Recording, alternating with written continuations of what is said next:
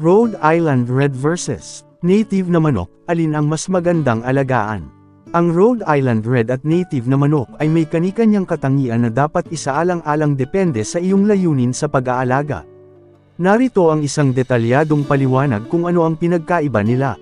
Lahi at pinagmulan. Rhode Island Red, RIR. Ang RIR ay isang purebred na manok na unang binuo sa Rhode Island, USA.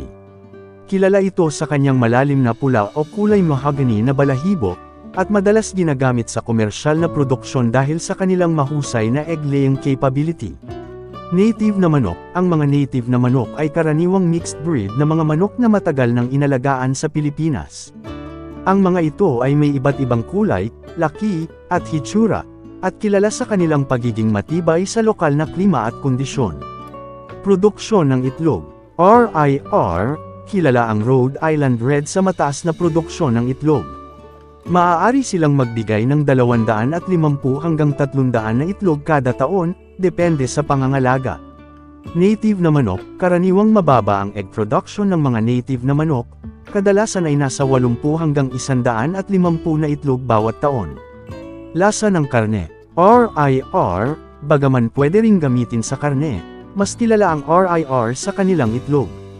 Ang karne ay medyo malambot ngunit hindi kasing lasa ng native na manok. Native na manok, mas pinipili ang native na manok pagdating sa karne dahil sa mas malasa at matigas na karne nito, na mas gusto ng maraming Pilipino. Pangangailangan sa pag-aalaga. RIR, nangangailangan ng mas maayos at consistent na pamamahala, tulad ng tamang feed at proteksyon laban sa sakit para maging productive. Native na manok, mas mababa ang maintenance requirements, mas sanay sa free-range system, at hindi gaanong sensitibo sa mga karaniwang sakit ng manok. Pagkakaangkop sa klima. RIR, maislan sa sobrang init at kinakailangang mag-ingat sa overexposure sa araw.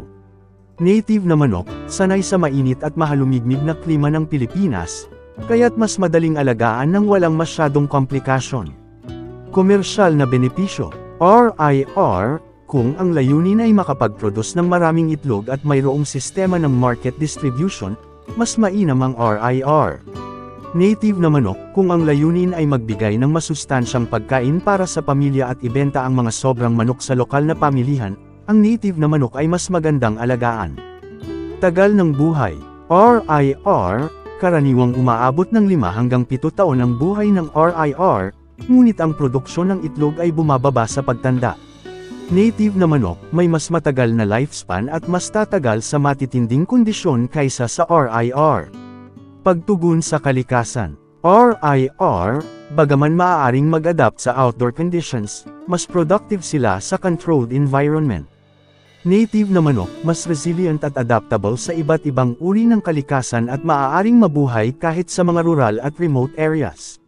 Sa pangkalahatan, ang pagpili sa pagitan ng Rhode Island Red at native na manok ay nakasalalay sa iyong mga layunin.